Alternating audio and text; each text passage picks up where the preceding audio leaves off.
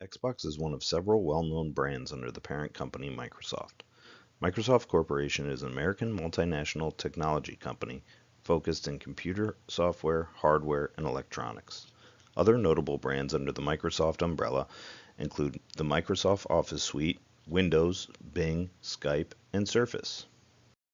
Microsoft was founded in 1975 by Bill Gates and Paul Allen. However, it was not until 1998 that the idea of developing a gaming console became a reality. Originally named the Direct Xbox, the console was intended to be the first game system built like a PC. With more than twice the processing power of industry-leading PlayStation 2, Microsoft went to market with their first gaming console with the abbreviated name Xbox in late 2001. While the Xbox sold well in North America, the overall launch proved troubling for Microsoft. Releases in Japan and Europe were lackluster, and the systems failed to catch fire as they did in North America. The Xbox Live service launched in November 2002, allowing players to play games online, pitting players against competitors from all around the world in a communal environment. Along with being able to connect with friends and strangers, Xbox Live made it possible to download new content. The service had over 150,000 subscribers in its first week. In November 2004, the game Halo 2 was released, which was the best-selling Xbox video game and was by far the most popular online game for years. 2.5 million units sold in the first 24 hours the game was available. The $125 million in sales made it the most successful launch of any entertainment product, whether game, movie, or music album, in consumer history up to that point. Microsoft's second-generation console, the Xbox 360, was released in 2005. Although there were some technical issues with the initial release, including the red ring of death, the system sold very well. In 2010, the Kinect was released. The device changed the way owners interacted with both their console and the media connected with it. It enabled users to control and interact with their console without the need for a game controller. The Xbox One was released on November 22, 2013 in North America, as the successor of Xbox 360. Despite renewed enthusiasm in the Xbox brand, the Xbox One found itself in a nearly constant struggle to match the sales of PlayStation 4. June 13, 2016, Microsoft announced the Xbox One S, a slimmer version of the Xbox One. Then in 2017, the Xbox One X was released with 4K resolution capabilities. Microsoft is led by current CEO Satya Nadella, and Phil Spencer heads the gaming division. The gaming industry is highly saturated. Gamers can choose to spend their dollars on a number of alternatives such as consoles, personal computers, virtual reality gaming, or mobile gaming. In this presentation, we're going to focus on the console gaming industry rather than on the wide variety of gaming related entertainment. Xbox's primary competitor is PlayStation, as they have the most comparable hardware, and most of the top hit games are released for both consoles. The Nintendo Switch is also a relevant competitor, but they focus on a more highly segmented marketplace that focuses on family gaming. Over the last 3 years, Xbox has been losing share in the console market. The losses have come primarily to Nintendo's Switch console, which is targeted to a broader family market. Xbox and PlayStation attempt to appeal to a younger demographic, specifically the millennial generation and all generations thereafter. The millennial generation has in many ways been able to watch the industry evolve from the arcade format of the 1980s to the current online and on-demand gaming environment. College-age individuals and younger are a key demographic for both Xbox and PlayStation. These individuals lack some of the schedule conflicts that a working adult would have. Playing video games is an investment of time, and many working adults, while they may enjoy playing games, may look to other forms of entertainment that require a lesser time investment. Industry revenue is largely driven by software sales. Consumers' investment in hardware is limited to a single purchase, whereas with software, many gamers will purchase several games throughout the year and also will purchase the annual installment for a series of games. The industry is less susceptible to an economic downturn because the hardware is relatively inexpensive and can be purchased by mostly anyone. And if the unemployment rate were to rise, the industry may experience higher utilization as previously employed adults would be able to reappropriate their time that had been spent working. The industry is highly sensitive to social and technological influences. Alternatives such as mobile gaming and streaming represent a high risk to the console industry. This risk is the result of the mass adoption of cell phone technology and the on-demand/easy access culture that exists in the United States. Competitors such as Google and Amazon are releasing streaming consoles that are intended to make video game software accessible without the need of physical discs or downloaded copies. Consoles will still need to exist, but it may be easier for competitors to enter the market as future consoles may not need to be as cutting edge as what Xbox and PlayStation currently carry and plan to release for the next generation.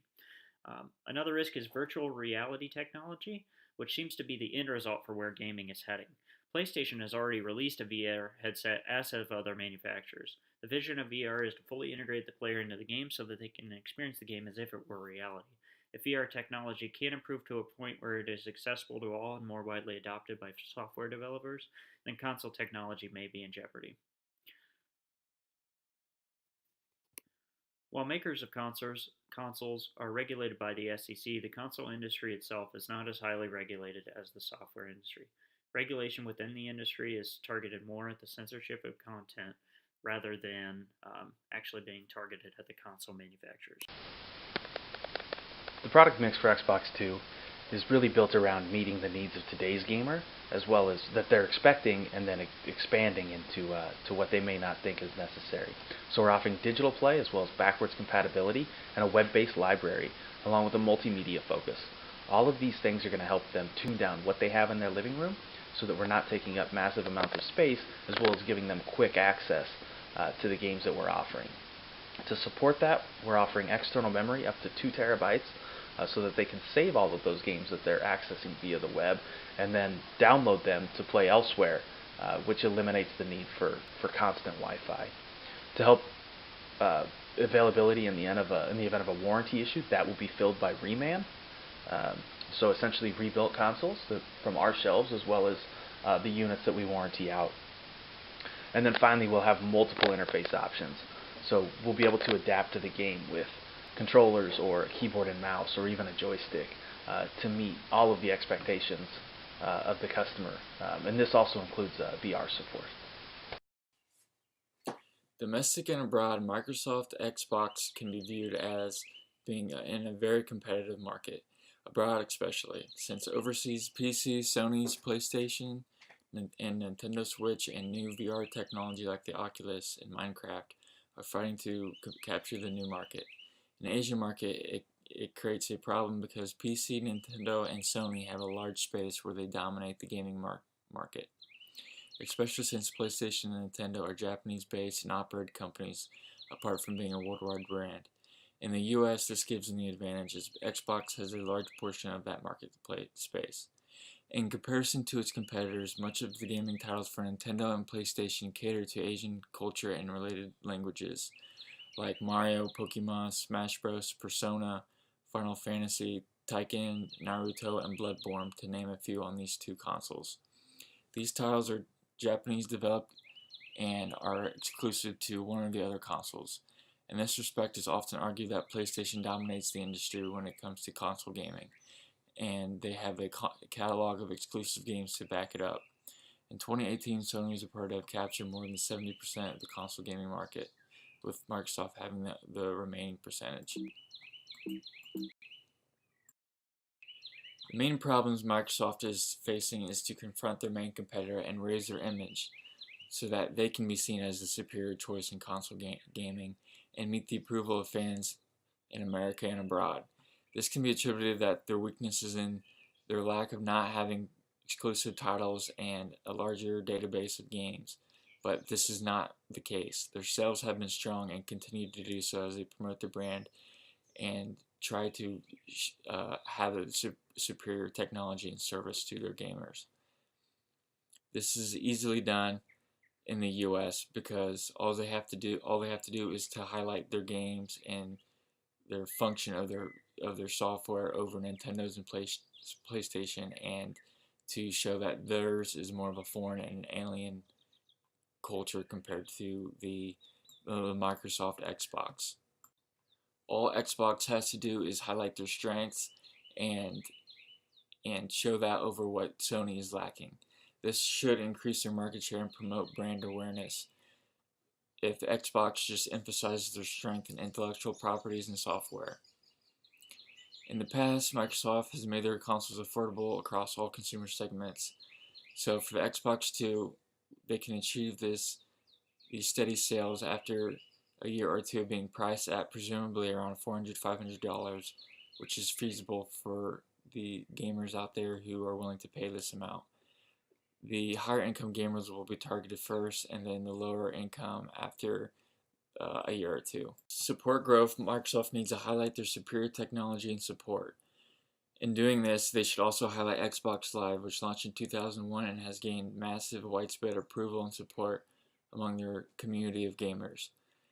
This allows them to quickly connect and chat with friends and fellow gamers, and has allowed Xbox software and games to continually be developed and distributed across its marketplace. In addition, Microsoft has made great efforts to accommodate impaired or handicapped citizens with specially accommodated controller configurations and controller hardware. Microsoft offers hardware for handicapped people, such as special foot pedals and joysticks for those who can't ordinarily use a commonplace controller. Marketing-wise, Xbox also should focus on highlighting Xbox's colorful history and its TV advertising and digital online media promotions. Through the advertisers we plan to make, we plan on grabbing the gamers' attention with superior graphics and technological innovations in design and games. We will highlight the higher display settings and frame rate that comes with the Xbox 2 and the exclusive Xbox games coming in their lineup. These commercials will end in a call to action to pick up the game so as to not miss out on the latest Xbox titles and latest development in software. With Xbox 2, we'll be following a skimming price structure, starting out at $650 with a drop-in price to $550 to follow what we believe will be the introductory stage of our competitors. Along with that, we'll offer $600 special edition bundles, and then a $999 holiday all-in bundle that offers the console, 2 controllers, 2 years live access, as well as VR capability ready. The accompanying hardware would sell at 40% gross margin, such as controllers, headsets, or our brand of external memory, and then we'll run on 50 to 20% console gross margin. Most of our profit comes from development licenses, and then for Xbox Live, we're going to maintain today's structure of $59 a year. As you can see, Xbox 2 will be sold direct through Microsoft via online, as well as our company-owned stores, through Amazon, big box stores, and then specialized retailers. We see this starting out with a heavy web-based purchase in the direct category, along with some pre-orders from our other options. As we come up, we see this blip in the Microsoft is attributed to one of the special edition things that one of the special edition options that we discussed earlier. We do anticipate some movement there. Overall, we'll come out to a much more even buying with probably the direct purchases on the lower end, but Amazon, big box, and specialized retailers all right there in that 25 to 35% range. Brand characteristics. Xbox's brand image is being America's domestic gaming system. With parent company Microsoft headquartered in Washington, Xbox can proudly proclaim the Made in the USA mantra. For brand character, Xbox is a leader in developing first-person shooter and role-playing games as part of its gaming style. Xbox is also a continual leader in graphics, quality, and connectivity, creating a reliable and satisfying gaming experience. Strengths include longevity.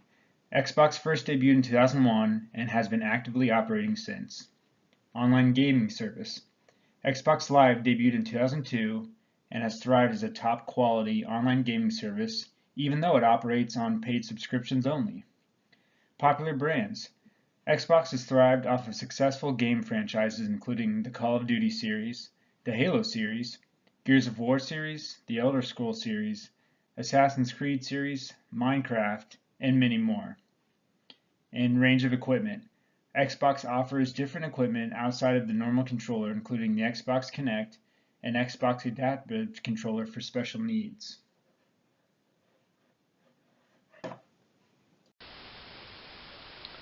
And then finally, our target market. Our primary and direct customers, those purchasing to interact with themselves, are males 18 to 40. That's 50% of our market as a whole. Females 18 and over are 33%. We're viewing this group as a decision maker and buyer. So they're the one to qualify their own needs and then have the capability to enact on and purchase those themselves.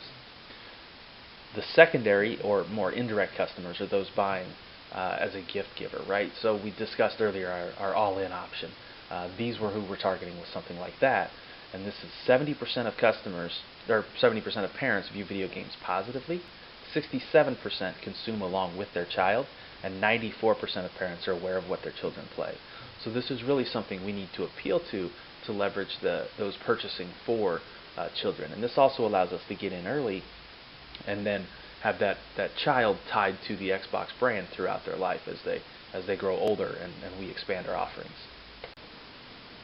The promotion strategy around Xbox2 is truly built around securing today's users via Xbox Live. That's where we'll start. Then from there we'll move on to YouTube, Snapchat, and Twitch, where people are watching other people interact with video games to try to leverage that PlayStation 4 and the PC market to conquest and convert them over to the Xbox 2. We'll partner with retail outlets to do our print and television ads, allowing us lower upfront costs while they fund some of that, and we contribute for product placement. And then finally, we'll do search engine optimization via web retailers. This will help us secure pre-orders, and it will be built mainly around the special edition consoles. So if a retailer themselves, say GameStop, wants to do their own special edition, this is an opportunity for us to help them utilize search engine optimization to truly build that and leverage and grow for both. To develop the budget shown below, we went back and looked at the first year unit sales of Microsoft's current generation console, the Xbox One. In the first year of the Xbox One's life cycle, Microsoft was able to sell 7.25 million units. Much of the functionality of the Xbox console requires the usage of Microsoft's Xbox Live service. The Xbox Live service allows gamers to access online content such as online multiplayer. The number of monthly active users of Xbox Live has been on an increasing trend since 2016. Xbox One sales peaked in the second year following our release because it took a while for current generation console users to actually switch over to the new generation because there was more content available for the current generation. Based on this, we've set our demand expectation at 10 million because there is a greater population of Xbox Live users, but we're not sure that the message from those early adopters is going to be communicated as quickly as possible.